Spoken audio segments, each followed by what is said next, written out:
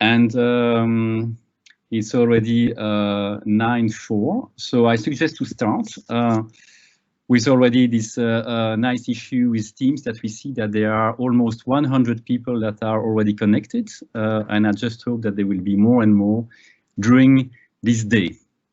So dear colleagues, last year when I opened the annual meeting in Liège, I thought that it was just bad luck when we had to deal, if you remember, with an unexpected major incident at Brussels South Station, which delayed many people. And that in addition, if you remember, there was an unannounced strike in the bus services that forced many people to take a taxi to join the Liège campus. But I think this was just nothing in comparison with this year's situation. Let me first tell you that I am fully aware that for a large number of people, these last week have been very difficult. For some of you, because of a close relative or even yourself got the virus, or even worse, because you lost a dear friend or parent. For many of you, the lockdown also meant very difficult work conditions without the necessary space to do your job in optimal conditions, and with all your lab studies being interrupted for an unknown period of time. The situation also means to have your children at home and dedicate a much higher amount of your time than usual to their education and their well-being. These last weeks have thus undoubtedly generated stress and fatigue. I would like to start the day by telling you that in behalf of BAPS, I want to address you all our support for those who were and are still experiencing these difficult or very difficult conditions. The first value of BAPS is that BAPS is advocating is giving support for Belgian researchers. This is the moment we can probably, in the most obvious way, show to the research community that we want to keep that value at the forefront. Among the first initiatives, we now have a platform where opportunities for research internships are provided across Belgian labs at a moment during which research stays abroad is impossible for an unknown period of time. We have so many scholars and labs recognized as world leaders in their field in our country. Let's take this moment of travel restrictions as an opportunity to strengthen the exchanges and mobility across Belgian universities. In June, during our next executive committee, we will also think about other types of facilities and support we can provide to Belgian researchers, and especially the youngest ones who are sometimes totally stopped in their research career. But this support cannot happen like a miracle. Usually, many people take their membership just before the annual meeting. This year, with a virtual annual meeting that is entirely free and open access, we have a drop in our membership. We have enough financial resources to face the situation, but some signs of support, and particularly in our attempts to further help researchers in difficult situations, is highly welcome. For those of you who did not renew their membership yet or were never BAPS members, this is the moment to show your generosity. Annalisa and Martin will in a few moments detail the exciting program we have for today. Before that, let me emphasize two last aspects. Firstly, BAPS is more than ever committed to support the work of young researchers. This year, a junior board has started an excellent job to answer the specific preoccupations of researchers at the master, PhD, or postdoc levels. They prepared a half-day program that should have happened yesterday in normal conditions. This is just postponed and will happen in November, followed by a second one in May 2021. Please have a look at the Junior Board webpage to discover all their initiatives and contact them directly to inform them about your willingness to join the Junior Board. Commitment to support young researchers also means delivering awards that recognize particularly talented researchers. Please don't miss the award ceremony and the two excellent talks that will be given by the rising stars in psychological sciences in Belgium. It will also be the time to announce the winners of the other awards, among other the video talks and posters that have been presented today. Finally, this virtual meeting is showing that BAPS has been resilient in these difficult moments by offering a day providing strong connections between us. The program has been quite radically changed and adapted to the present circumstances. And regarding that, BAPS launched some weeks ago the initiative of a repertoire of psychological studies related to COVID-19. So far, more than 50 studies are reported in this file. Based on this list, we contacted researchers who were already able to communicate their first results. I am particularly happy that we managed to organize 2 full symposia, which will emphasize some striking outcomes from the perspective of clinical, developmental, and health psychology. Let me tell you that these are only first initiatives, and that we are committed to also put in the forefront all the other current initiatives from other labs and researchers. By doing this, we want to promote more the role of psychological sciences in helping the world to face one of the biggest challenges we have to face since decades. Now it's time to know more about other important aspects of this exciting program, and I am immediately leaving the floor to Annalisa Casini and Martin Edwards. Thank you.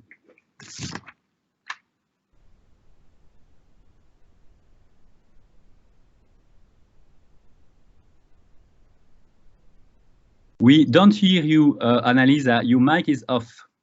Yes, this is a classical mistake, of course. Sorry. So I was saying, dear colleagues, dear students, and dear viewers, Martin Edwards and I, Annalisa Casini, as the co-president of this 2020 annual meeting of the BAPS, would like to warmly welcome you to this virtual conference. And, you know, let me say this is a strange year. We have all made the experience of the postponement or the cancellation of the regular scientific meetings all around the globe. You know, these conferences that are both fundamental for professional growth and precious for meeting colleagues and friends from other universities. Thus, given the lack of such gathering, we believe that today's virtual conference represents a truly unique opportunity, because if it cannot bring us together physically, it can at least contribute to strengthen the social and scientific bonding among us, the Belgian psychologists. However, this mini virtual conference is not replacing the real one.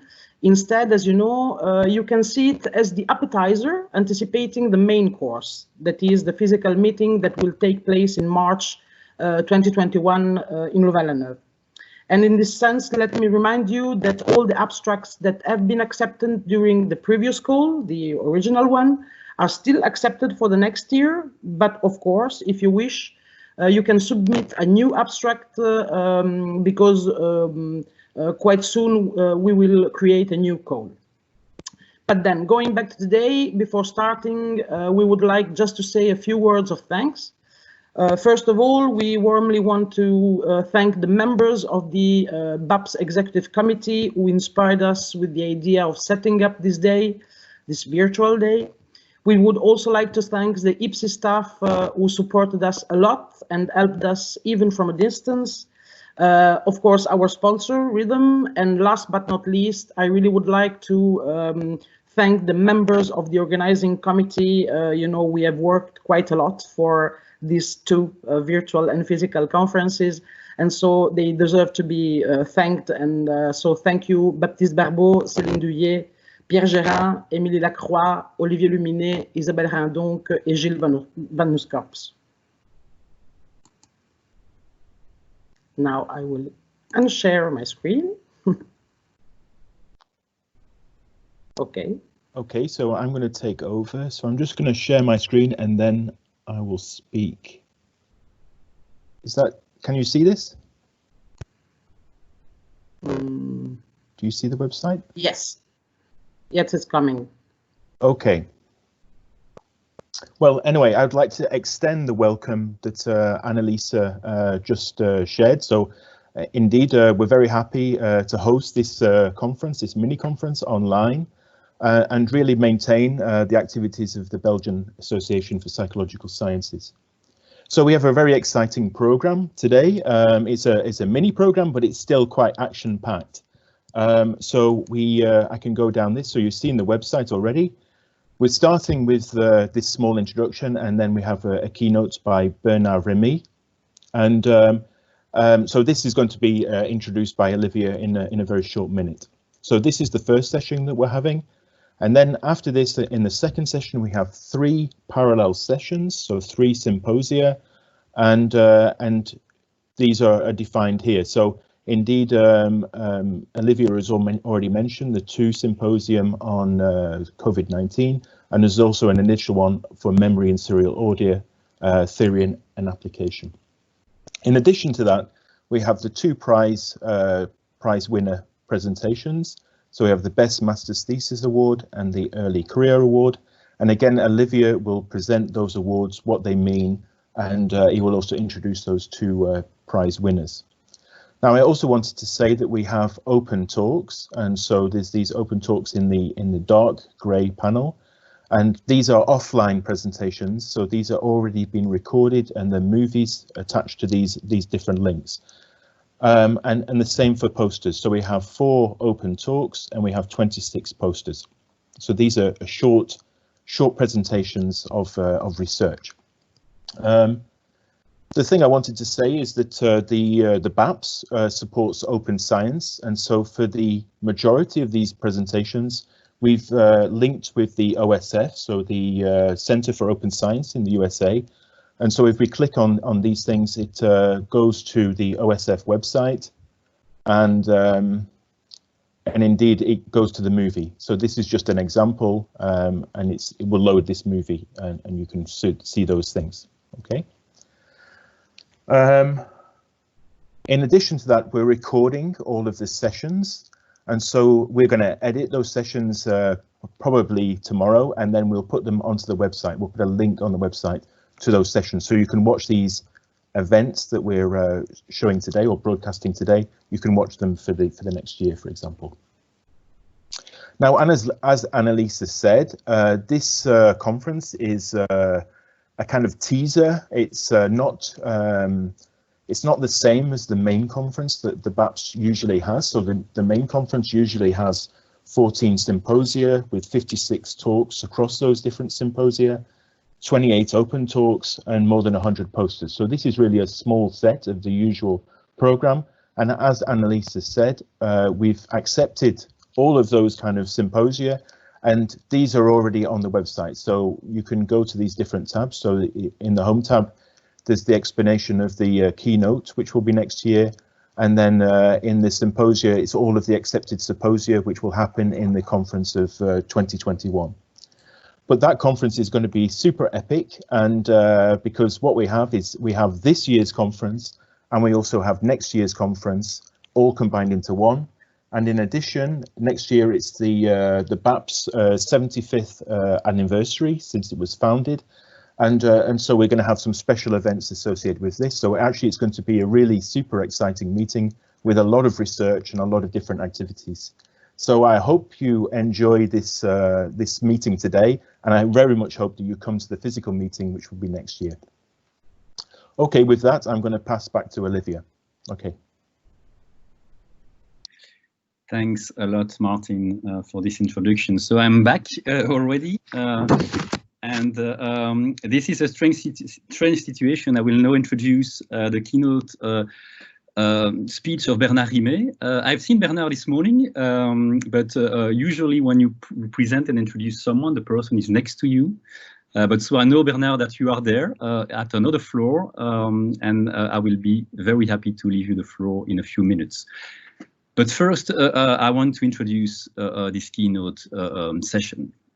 And for me, it's a great pleasure and a great honor to introduce our keynote speaker, Bernard Rimé. As you know, the tradition at BAPS is to invite an international scholar and make sure that different domains of psychological sciences are represented across the years. When we realized that we couldn't have the presentation by Elena Grigorenko from Houston University, who preferred to attend the physical meeting in 2021, I came back to the organizing committee with the suggestion of asking a Belgian scholar to be in the forefront for this year. I received an immediate strong support for the proposal. When I started to think about potential candidates, the name of Bernard Rimé came as natural for several reasons that I'm going to tell you now. Firstly, Bernard is a world scholar in the domain of emotion and emotion expression. Sometimes we look very far away when we have just next door the person we want to have. And Bernard is the person we want to have to understand today some major psychological processes explaining human behaviors during the COVID-19 pandemic. The second reason is therefore the topic. Bernard has been increasingly interested in getting out of the lab and examining collective phenomena as they happen in real life. If you know Bernard, you won't be surprised to hear that he immediately had innovative ideas about collecting data regarding the sharing of emotions in the context of the COVID-19 crisis. This data will then provide an excellent basis to show the important theoretical contributions of Bernard to the understanding of dynamic processes that develop during collective gatherings following emotional events. And then how this framework can be used to understand what happens when individuals are unable to gather by being, as we all were, locked down at home. But a world renowned scholar doing timely and excellent quality research is not enough to deserve to be a keynote speaker. You also need a storyteller to make a good keynote address. And for those of you who have never heard Bernard, you will discover that he is such a talented storyteller who will bring you to an adventure in which you will discover amazing and fascinating data. You cannot wait to hear him, I know, but there are still three more issues I want to raise. The first one is that Bernard was president of SBP-BVP, which is the old name of our current BAPS, from 1996 to 1999. He was therefore president when the 50th anniversary of the society was celebrated. And as Martin told you, next year we will celebrate the 75th anniversary. I believe very much in the importance of transgenerational, that's a difficult word, transmission of memories.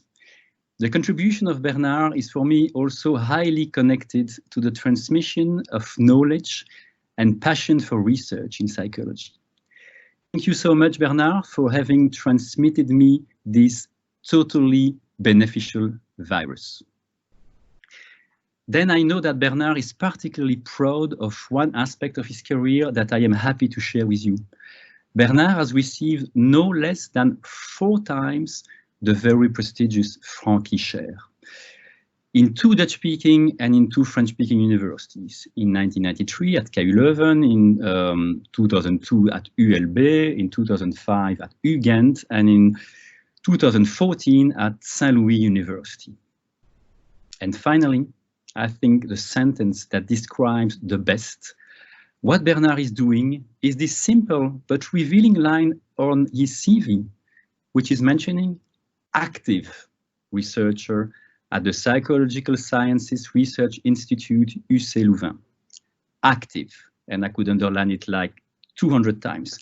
Cannot better describe the scientific work of Bernard since his first publication in 1968 with Jacques-Philippe Leyens, with this inspiring title, Identification de l'élève au professeur, approche expérimentale, published in the Revue de Psychologie Appliquée.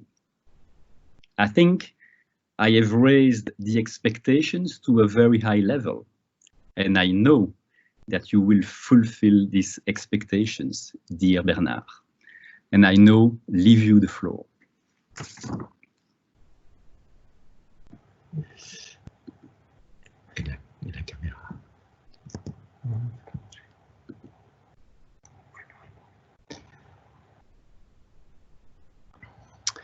Hi, everybody. Do you hear me? Yes, Bernard, we Yes. hear you perfectly well. And we also see the PowerPoint perfectly. All right. I need to see it myself now. PowerPoint. And we can see you perfectly also. All right. So first of all, good morning, everybody. Thanks for being there to attend the talk. And I need to thank BAPS for this very nice invitation to contribute to this very special day today. And in particular, I want to thank Olivier for his very, very kind words and for the fact that I'm now feeling embarrassed because I will have to fulfill the very high expectation he has been expressing in his presentation, and I will try to do my best.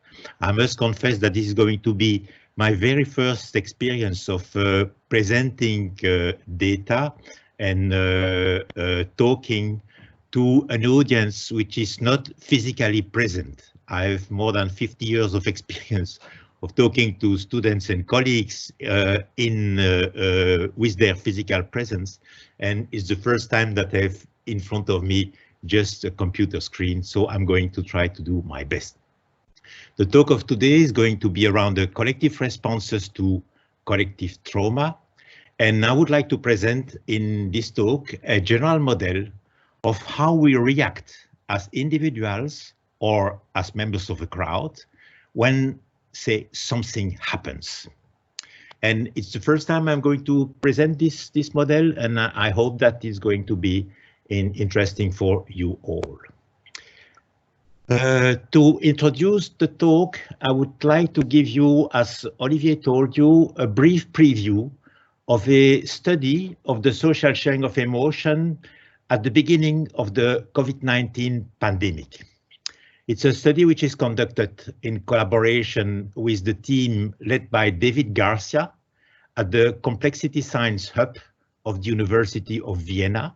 It's a team with whom I'm collaborating since already a couple of years, and we have immense pleasure in conducting quite interesting studies on big data. In this case, we collected the tweets from 18 countries, which are listed here. We collected them for the year 2019, which is going to serve us as a baseline, and 2020, this year, up to April 15. And in this material, we detected the tweets, including emotion terms, using the content analysis system developed by Jamie Pennebaker called Luke. And we did so for 4 classes of emotion terms: terms of anxiety, terms of sadness, terms of anger, and terms of positive emotion. And so with this material, we got as a database for 2019 and 2020, the daily number of tweets with at least 1 emotion term. And you can see that the number of observation is rather impressive. And here is a slide I wanted to show to illustrate the material. It's a graph displaying the data for 4 out of the 18 countries, for Italy, Germany, Spain, and USA. And they show us the daily data for the year 2020, January, the months of January, February, March, April, up to April 15. And the data are displayed in terms of differences with regard to the similar observation made during the equivalent time in 2090s. And on the graph, you can see 6 different curves.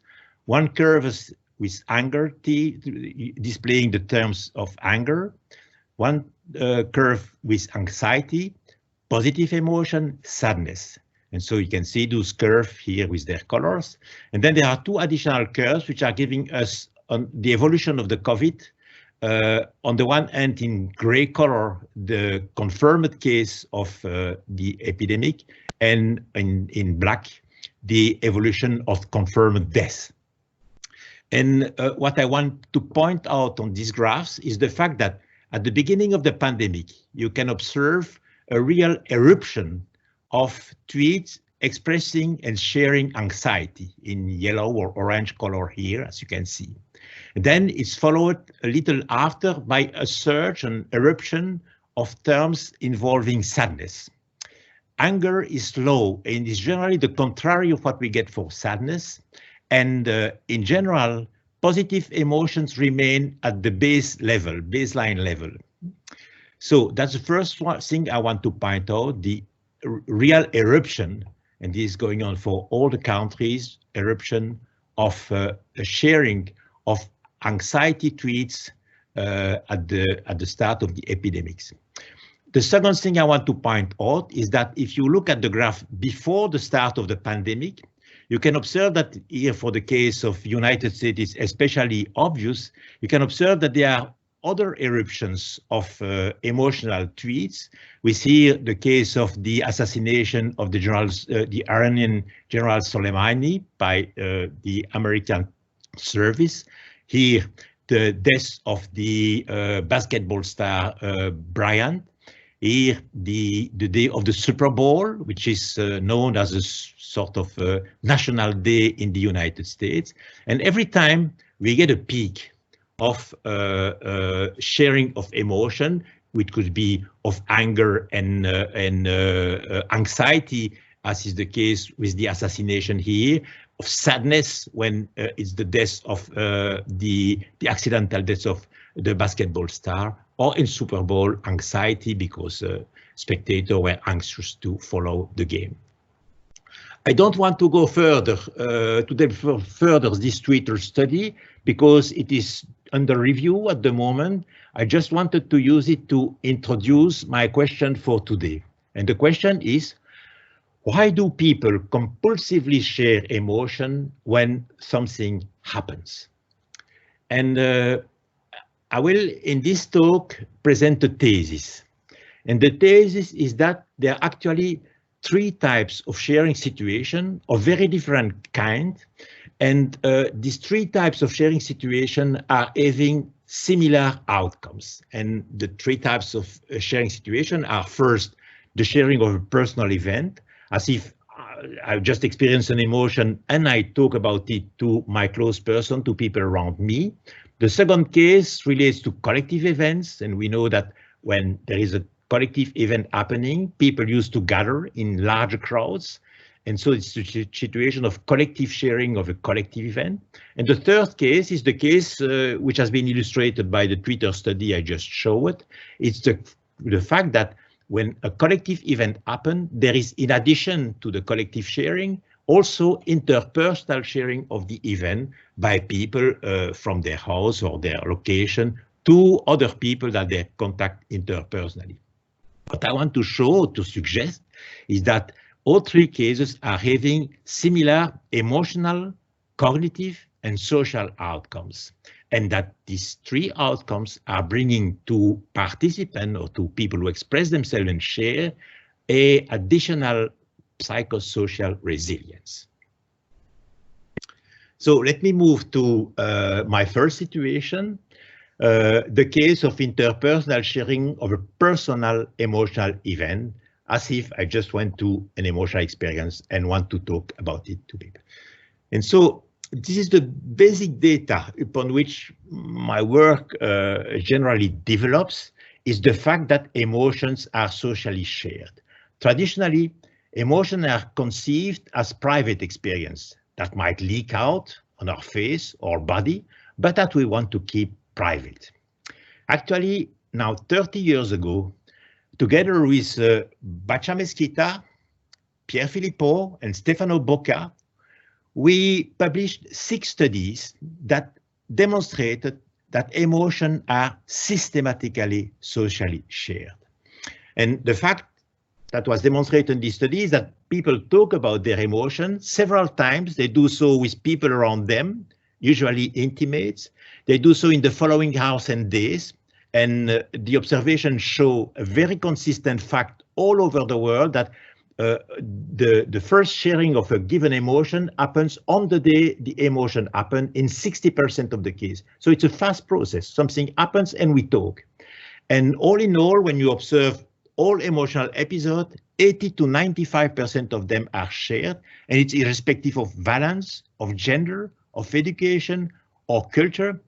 We've been conducting studies all over the world, and we always observe social sharing of emotion, in spite of the fact that there are huge cultural differences in the way people handle that. But the fact of sharing is observed in a very general manner. Now, an additional information is that there is a close relationship between intensity of emotion and extent of sharing. The more intense the emotion, the more there would be sharing. What I want to point out, to stress here today, is that when people do so and talk to report to close persons something that happened to them, there is a special dynamic that develops between these people. And here is the illustration of the dynamic. Let's take person A, who just went through an emotional experience and feel the need to share the emotion. And this person A is going to express the emotion to a target person B of his or her personal environment. And in response, target person B is going to show interest. Person B is going to show interest because human beings are fundamentally interested by emotional talk, emotional stories, emotional episodes. That's the reason why we go to movie, we read novel, we go to theater, we watch the news, we watch TV, and so on and so on. We get a fascination by emotional story. So person B is going to respond positively and to express interest. The interest is going to stimulate expression of emotion in person A, and because of this stimulation of expression, target B is going to experience emotion because the attending the social sharing of emotion is producing an emotion to the receiver. And so all in all, what's going on to develop here, it's a reciprocal stimulation of emotion. And when this develops, at a certain point, the two persons should find themselves on the same emotional wavelengths, as if we feel the same, we are one.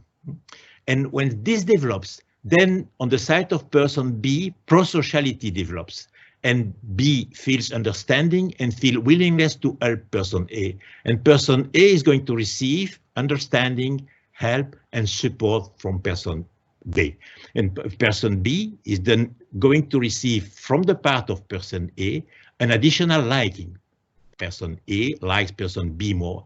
And on the side of person B, the equivalent process developed because there are huge amount of research in social psychology demonstrating that once you develop prosociality towards someone, you at the same time develop your liking for that person too.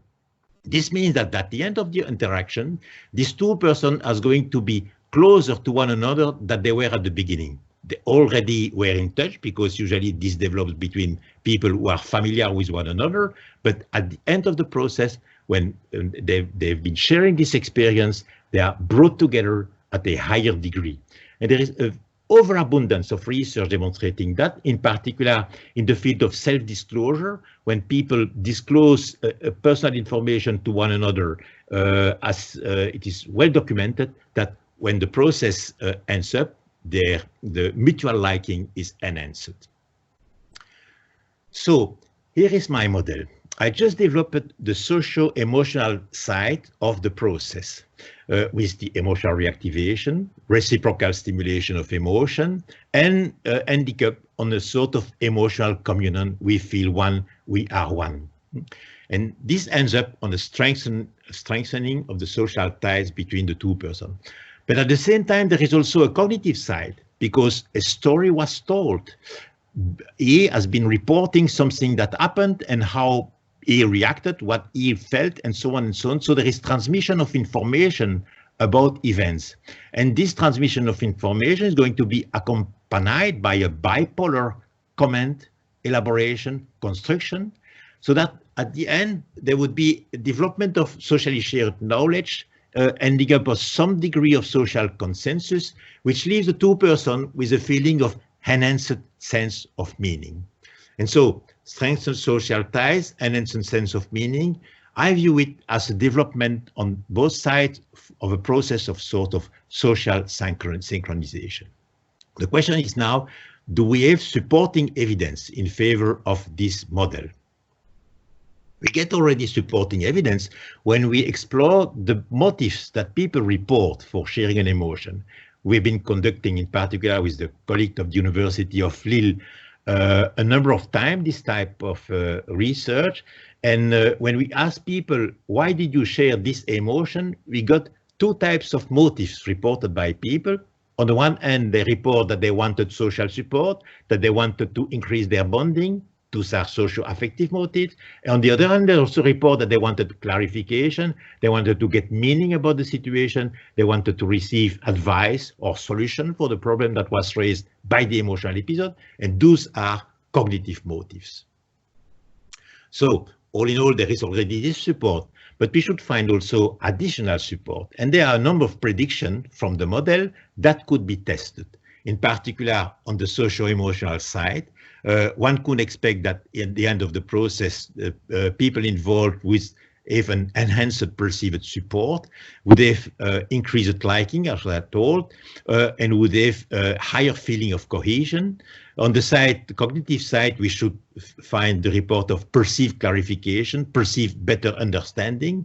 And all in all, because of the entire development, we should expect people to have a higher level of positive affect or well-being at the end of the process. Actually, many studies have been conducted, including this type of variables.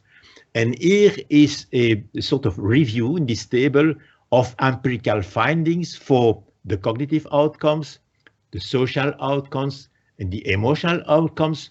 On the left side, a situation where a negative emotion was shared, and on the right side, situation which a positive emotion was shared. There are abundant research on the positive sharing of emotion that was conducted in the context of the notion of capitalization, where a number of colleagues, in particular Harry Rees and Gable, have been showing that the positive emotion is like a capital and that people go back again and again to this capital by telling and retelling to others, because every time they tell this, they get the benefit of additional positive affect because of reactivating the positive emotion.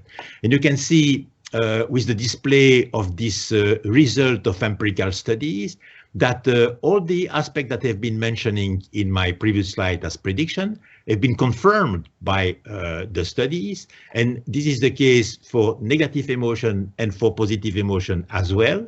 And the striking thing is that there is an intriguing similarity between the effect in both sides. So sharing a negative emotion and sharing a positive emotion is inducing rather similar outcomes among people who participated.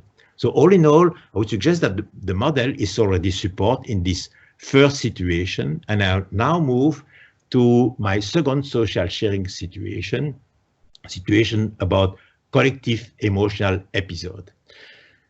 When a major collective event happens, people used to gather. The two pictures have been putting on this display are memories of two major examples of such situation. When the Charlie Hebdo attack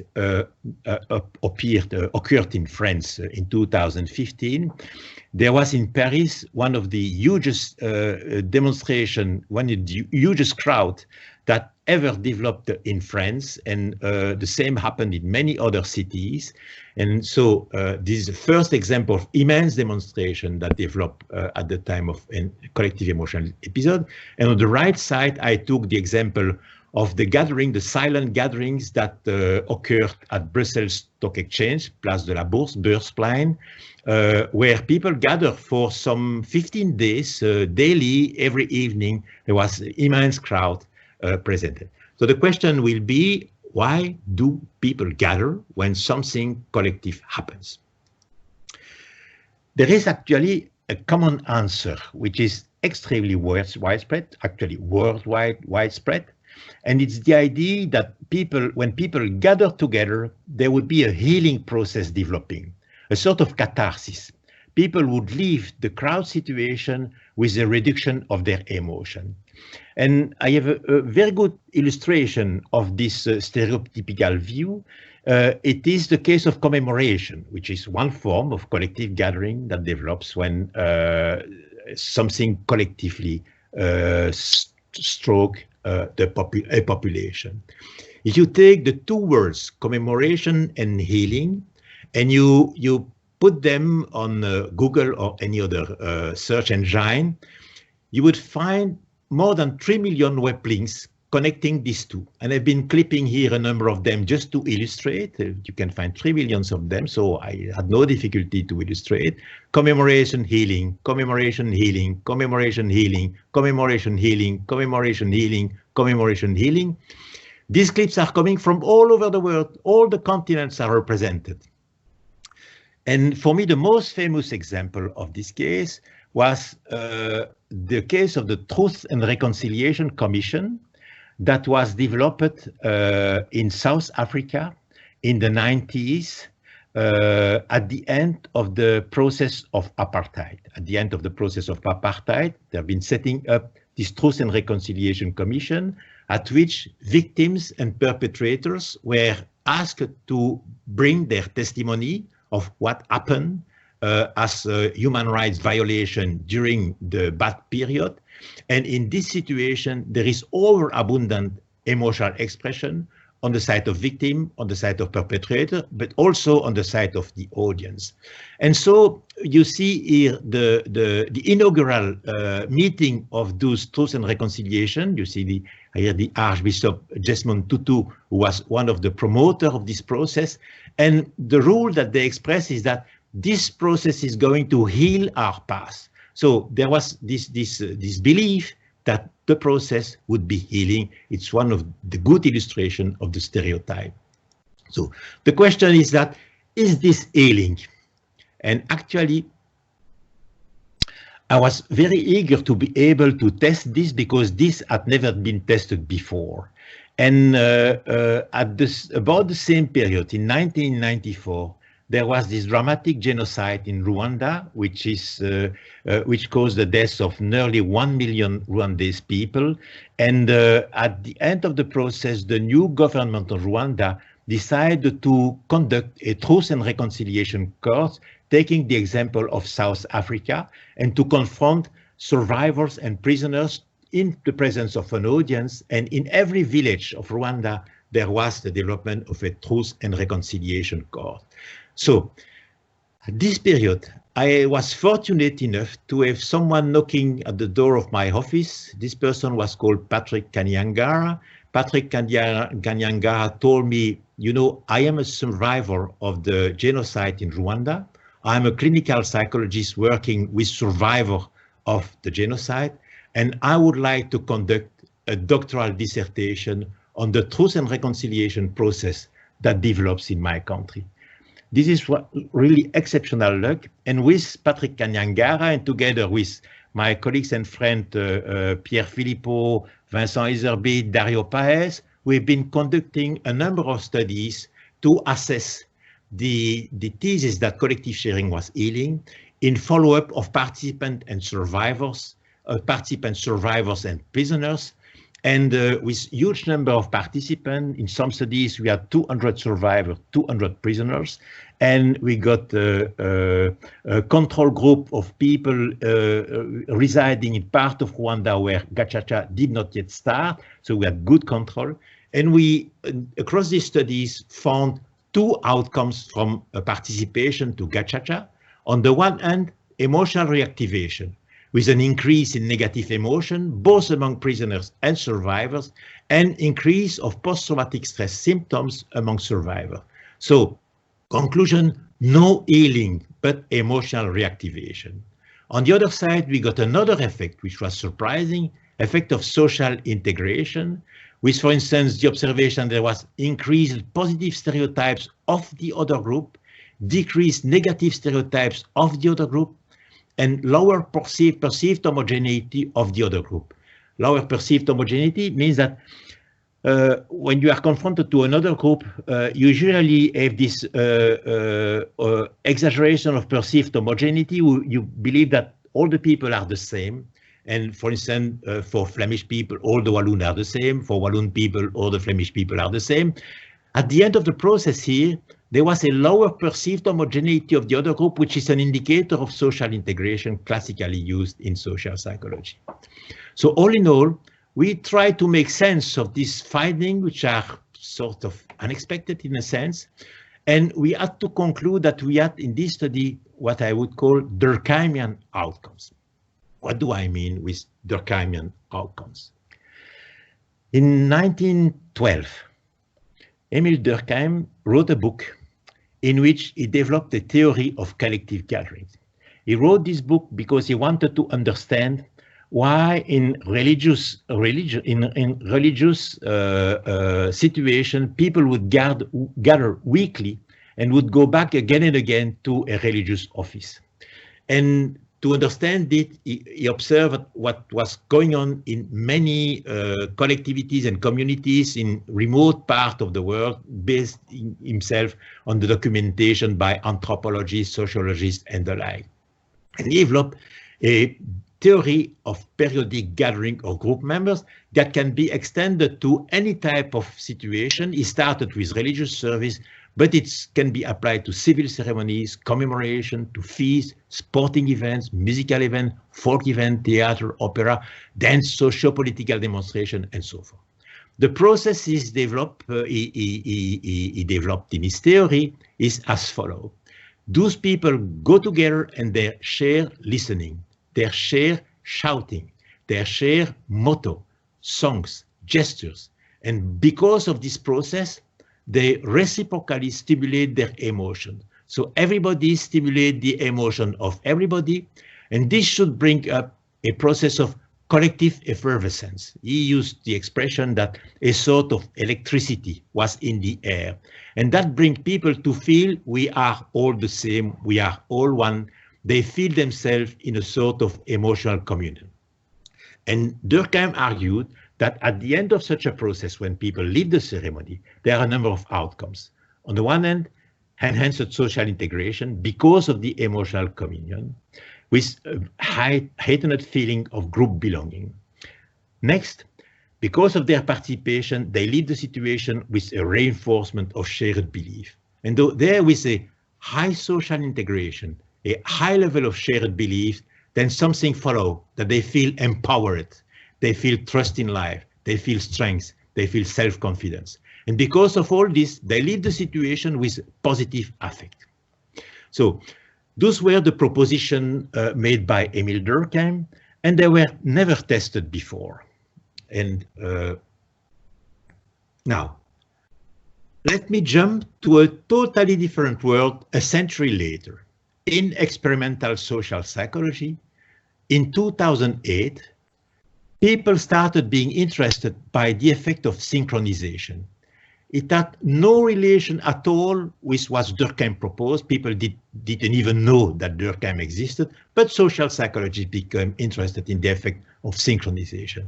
And so the first study was published, and since then, there are countless studies. I stop at my enumeration here, but I could have been fulfilling my screen with the studies published since then around synchronization. What do they do in these studies? Their manipulation are as follows. They take 3 students, they make them marching in step around campus, or to swing together rhythmically, for instance, in a rocking chair, or they ask them to perform music, or to dance in synchrony.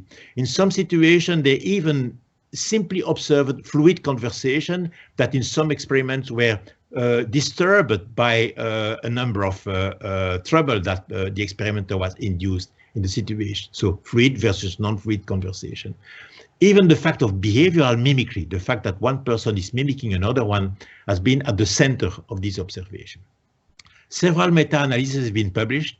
I take the most recent one, conducted on 42 studies involving manipulation, experimental manipulation of synchronous movements or of synchronous vocalization. And here is a literal transcription of their conclusion. Effects that are observed: first, increase in prosocial behavior. Second, enhancement of perceived social bonding. Third, improvement of social cognition. Fourth, increase of positive affect.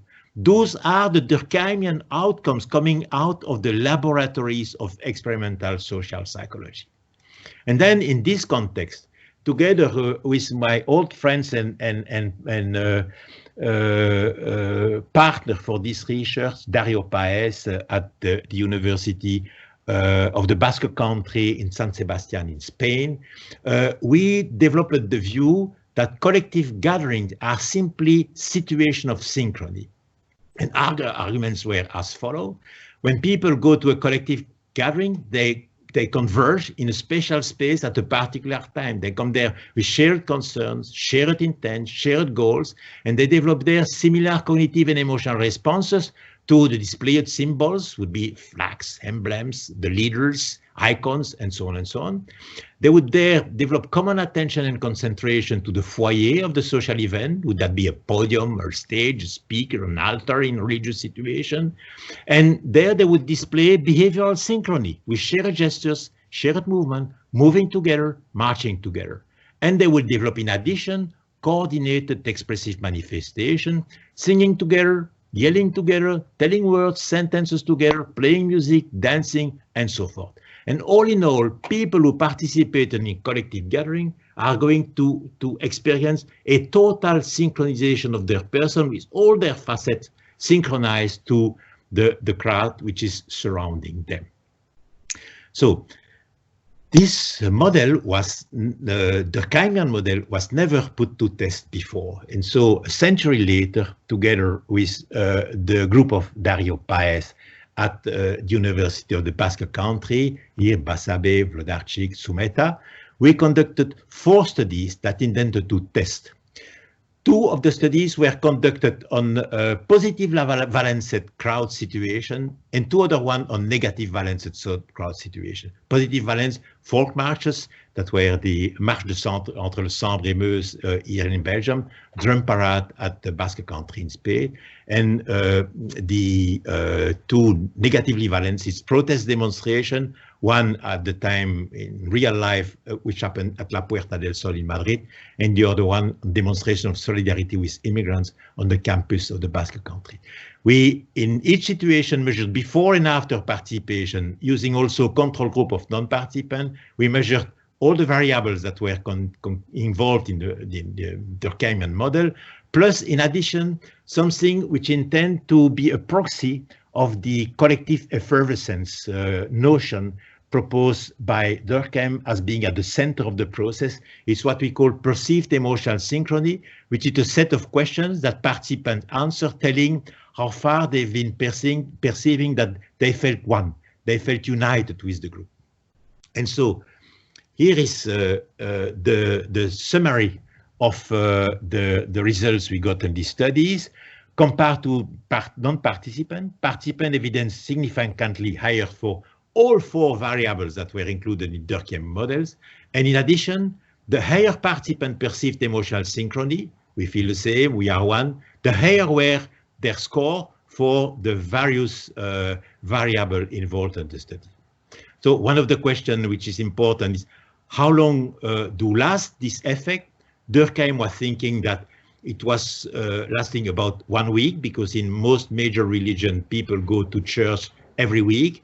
But actually, in a recent study that was conducted by Pierre Bouchat and colleague at a major gathering of scouts in Louvain-la-Neuve, 24,000 participants, we observed in a follow-up study that the effects were still visible 10 weeks later. So this social resilience effect could be much longer lasting than we thought.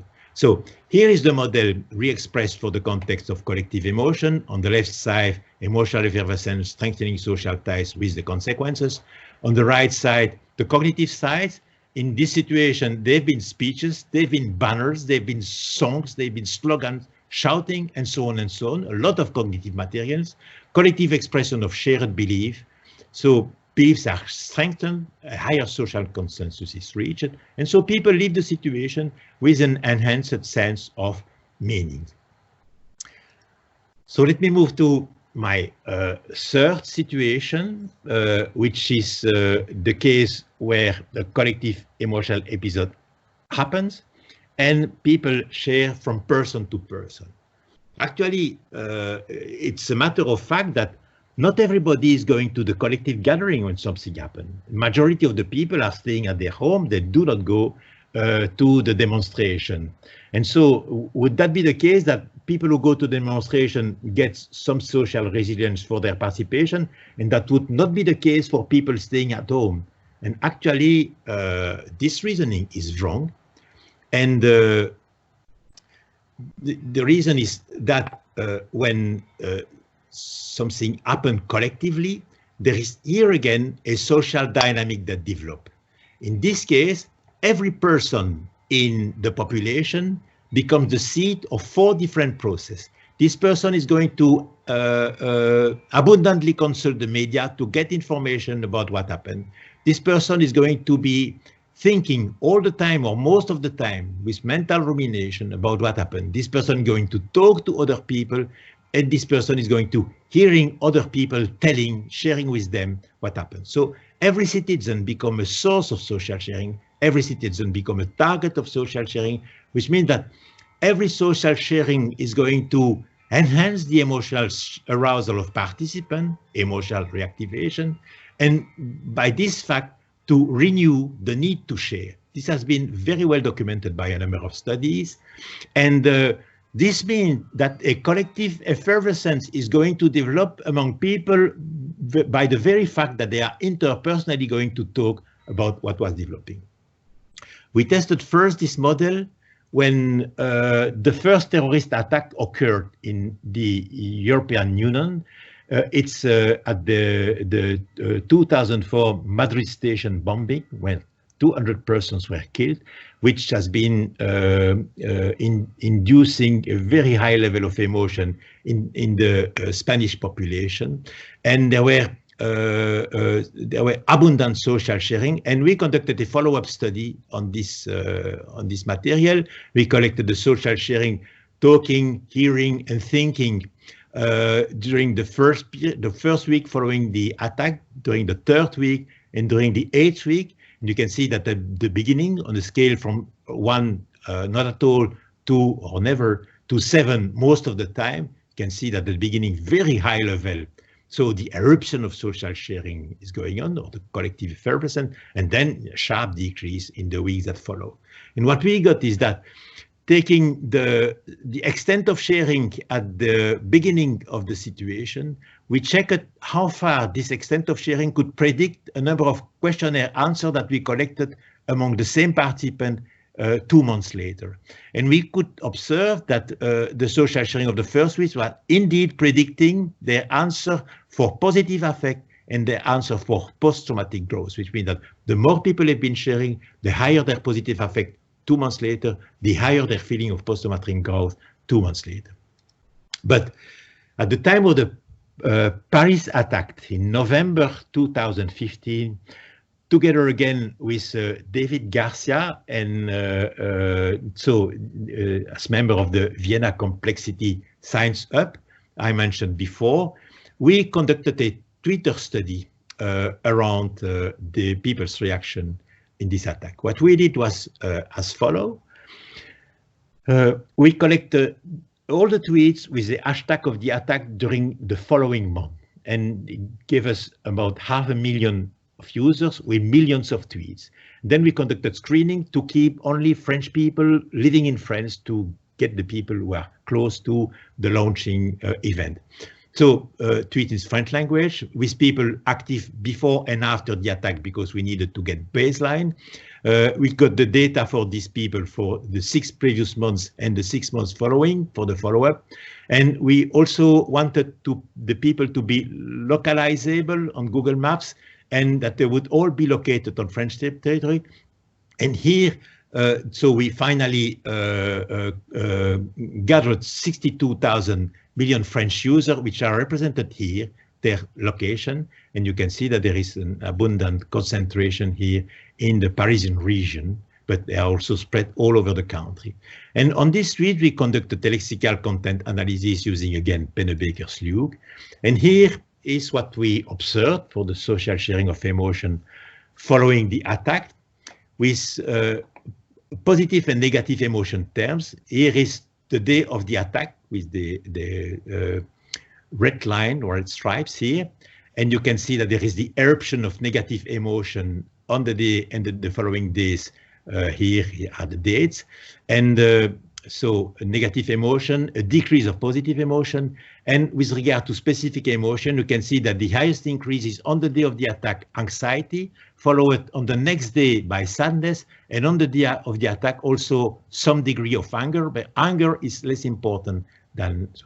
But at least we could observe the expected social sharing of emotion using tweets. And then what we did in further analysis of the tweets, it's locating a number of what we consider as outcomes of the social sharing situation, 3 different social variables. One of them was social processes terms, so terms related to relationships, social activities. A second one was pro-social terms, like words like caring, solidarity, and so on. And the third one, we wanted to check the beliefs that people were expressing in this tweet, and we simply took the 3 terms, stereotypical terms, French values, liberté, égalité, fraternité, and we counted how often they occurred in the tweets. And you can see that on the day, after the day of the attack, there is an eruption of social process terms, an eruption of pro-social terms, and an eruption of French value terms. And it goes back to baseline after, say, 7 days or 1 week, 10 days for social process terms, for French value terms.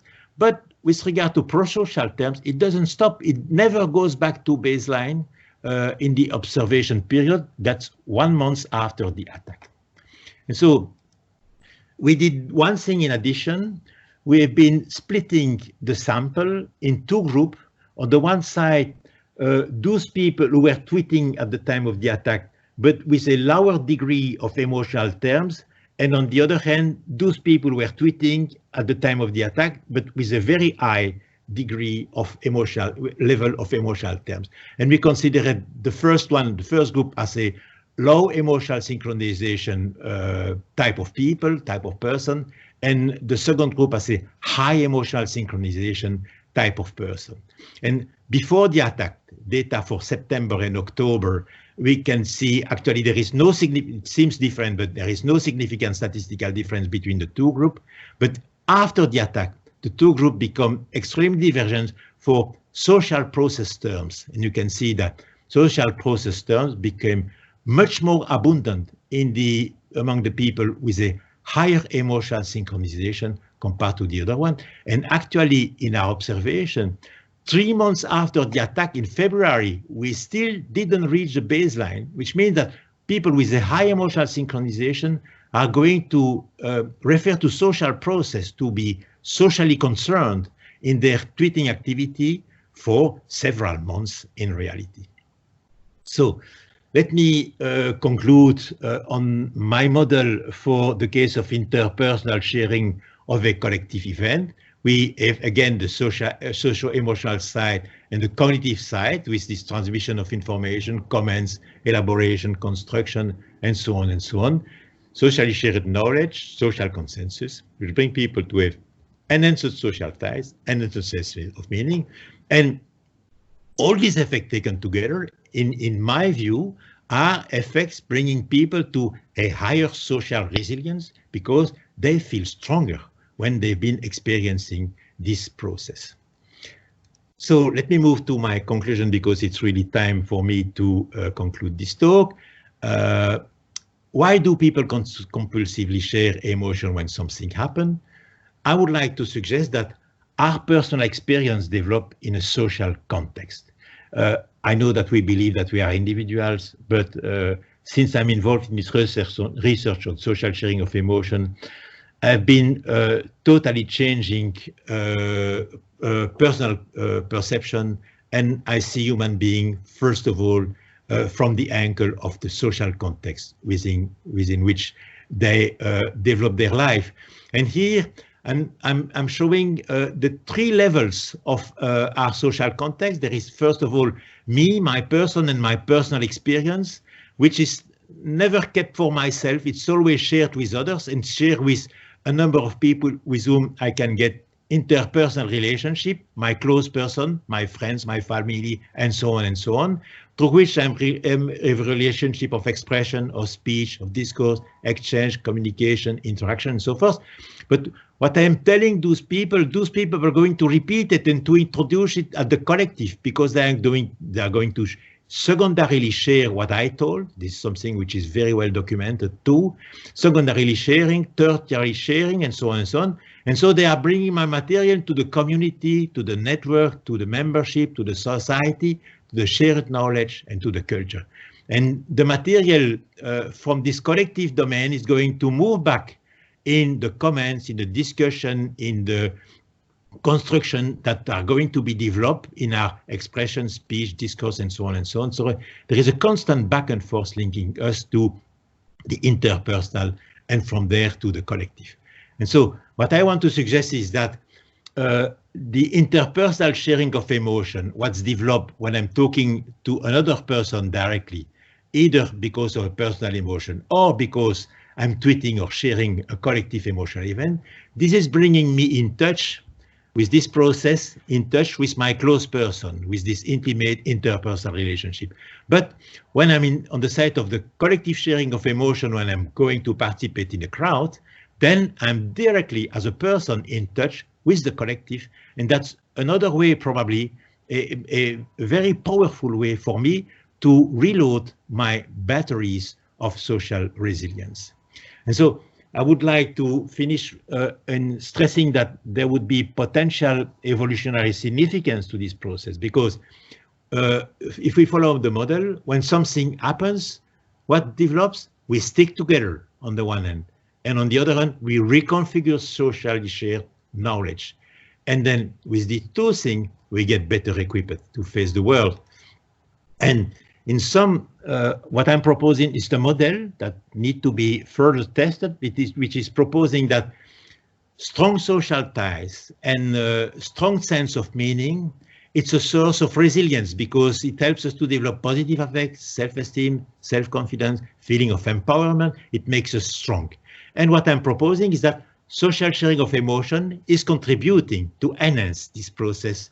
Okay, that was my suggestion for today, and my real conclusion is in this frame here. Science is also social sharing, and if you think to that, it's really social sharing. And so I want to express my immense gratefulness to those who share this concern with me and whose names have appeared on the slides, and who are making that I'm quite often not knowing anymore what I thought and what they thought. We are mixing things together, and that's the way how we construct our shared knowledge. I thank you very much for your patient attention. Thank you very much, Bernard, for this very inspiring talk. I'm sure people really think that you fulfill the expectations that I was raising. And now we have time for questions. I just realized here that the raising hand system is not working optimally. So what I'm asking to people is to rather use the chat if you have questions. I already have 2 questions, and we will start with these 2 questions. In case I don't see other questions in the chat, I think at BAPS we are really well-behaved people, and so you can just activate your microphone as we do also with the students, and usually it works pretty well. So let me take the first 2 questions, Bernard, maybe because it was asked by the same person, and you can decide in which order you want to take them. So they were asked by François and Tikouguier. I hope I pronounced it correctly. He was asking first, what are the human body zones, especially those of the brain, in the sharing of emotion? Where does start this sharing of emotion, and what is the finality? So this is more about some brain correlates. And his other question is about the role of language. What is the role of language in sharing emotions? So I suggest to start with these questions, and then I hope that I just see nice talk. Thank you very much. Just piling up in the chat. So obviously people really appreciated your talk, and I will take care of the other questions arriving. So please use the chat for the next questions. Thank you. Okay, donc the first question is about the brain and the social sharing of emotion. I don't know any specific investigation that would be conducted upon brain localization in situation where people share emotion, and I think it would be extremely complicated because I suspect that most of the brain areas need to be involved in this process because it touches so many spheres of the person, so the person is entirely involved in this verbal and non-verbal expression which is going on when you share an emotion.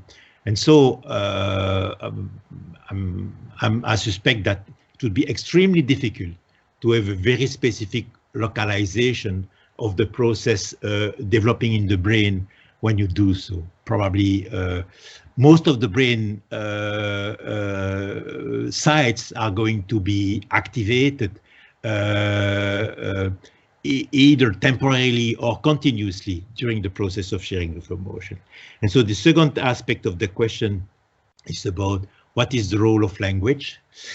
Language is fulfilling a partial role in the process because it's the support, because there using language you communicate the information, and so it's the source for transmitting information of what happened and for receiving comment, construction, elaboration, meaning, reflection about what was going on, so the site of transmission of information.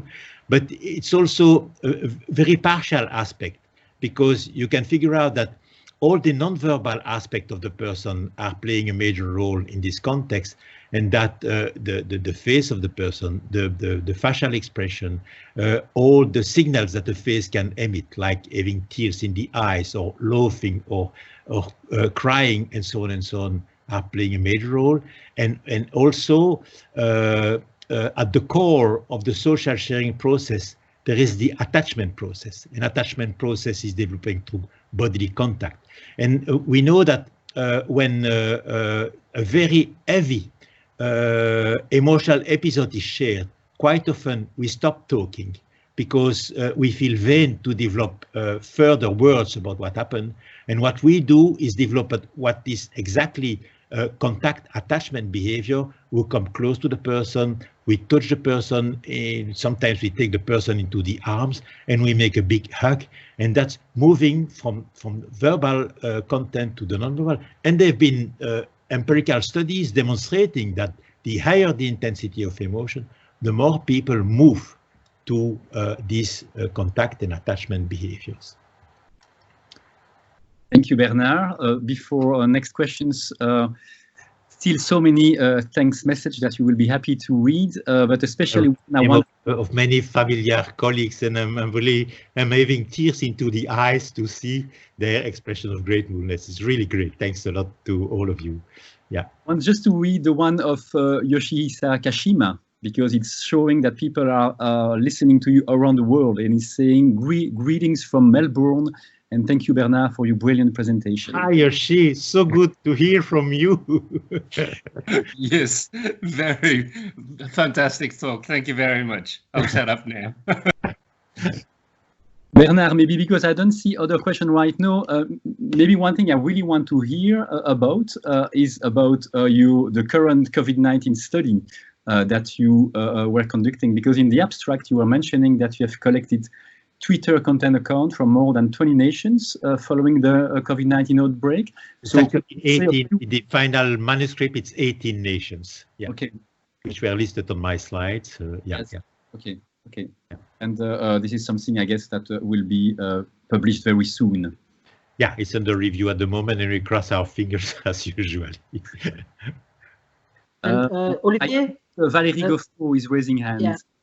There are few questions appeared on the chat, actually. Okay. Valérie, Véronique, and so on. Okay, so please, Valérie Goffreau, you have the floor to ask your questions.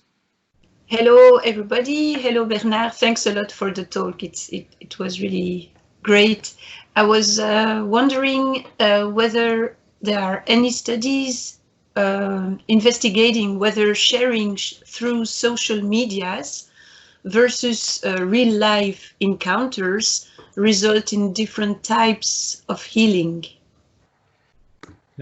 Actually, we checked for that. This year we published a review paper in COP, Current Opinion Psychology, and we reviewed this question, and we came to the conclusion that surprisingly there are no major differences between the various types of media. A good number of studies have been conducted, and all in all, the effects that are recorded on both sides, mediated and face-to-face communication, were ending up at about the same types of results.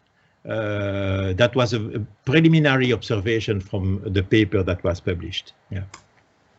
I was also wondering, maybe in Krauss it doesn't play a role so much, but whether having the face of the other person, to be able to see the face of the other person or not on social media might play a role also. Yeah, there was way before we developed this fascination and use for social networks in the years 1980. There was a paper published by English colleagues which were already comparing mediated and direct communication in interpersonal situation, and they developed this concept of person presence, social presence, and they were demonstrating that the more there were cues for the social presence of the person with whom we interact, the stronger were the effect that were observed. It didn't change the nature of the effect, but the strength of the effect, the more you get cues. And of course, when you have a face on your screen, or when you are devoid of a face, as is the case for a simple phone conversation, you decrease there the number of social cues, and so you decrease the intensity of the effects. So the concept of social presence is probably the useful reference in this context. Many thanks for your response. Thank you. Thank you, Perry. So I see there is the next question. In the meantime, it seems that really Australia and New Zealand are the place where people are the most watching you after Belgium, Bernard. We received a message from Victoria, from Auckland. So that's quite impressive. I see Vero Neuve, it's maybe Veronique Neuvens. So please, Veronique, you can ask your question. You just have to activate your microphone.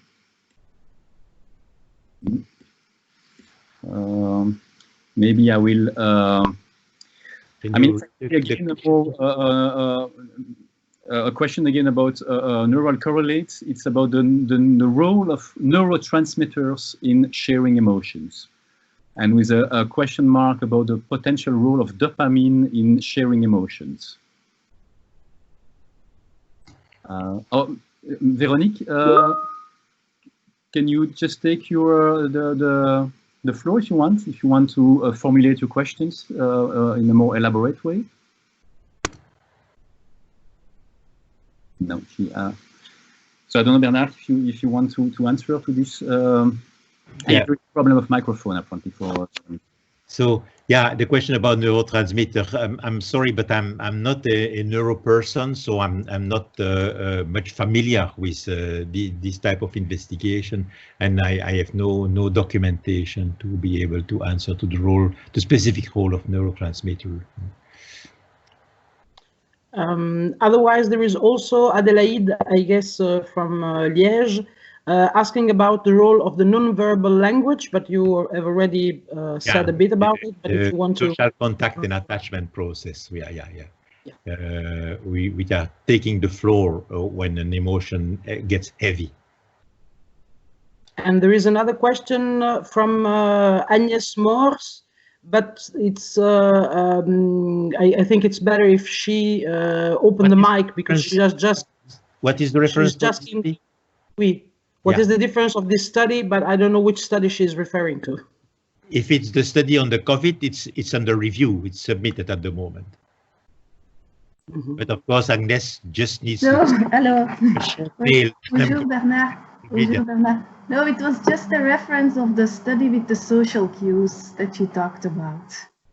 That was in 1986, and Gregory Stephenson was involved in that. I don't have the exact reference in mind, but it was published in Psychological Bulletin, and it was face-to-face versus mediated communication, something like that in the title.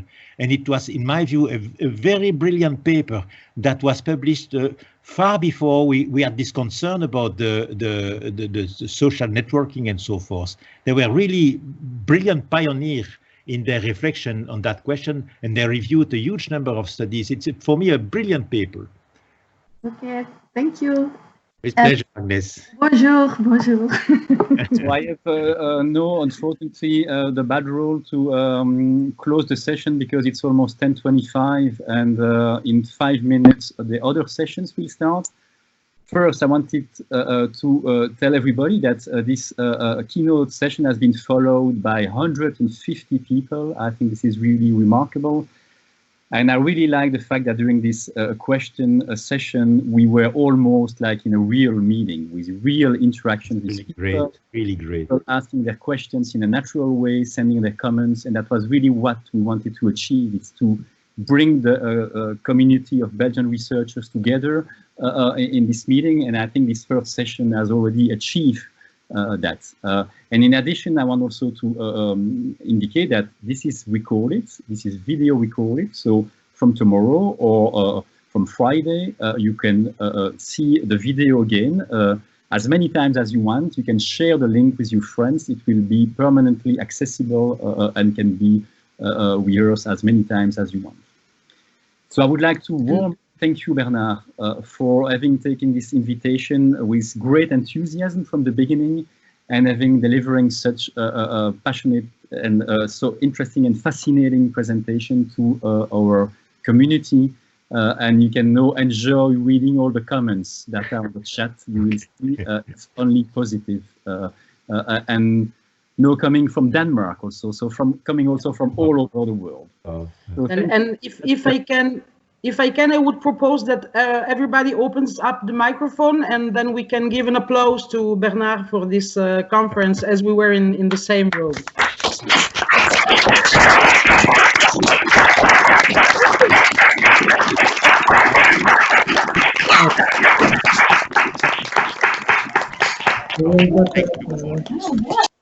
So it's really like the real world with this clapping at the end.